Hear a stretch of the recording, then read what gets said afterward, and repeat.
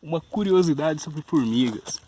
O que a gente conhece por tanajura, na verdade, é a princesa das formigas cortadeiras. Calma, Gabriel, não pode pegar ela, filho. Da formiga cortadeira, do gênero Ata.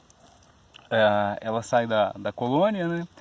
Elas saem aladas e elas são férteis. E elas saem agora no verão para achar um companheiro, para copular e formar um outro formigueiro. Aí depois que ela copula uma vez só na vida.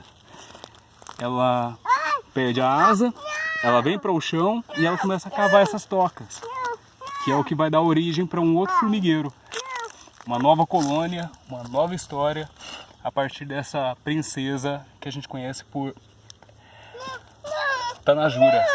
E o Gabriel que fica resmungando tudo aqui que ele quer pegar a tanajura.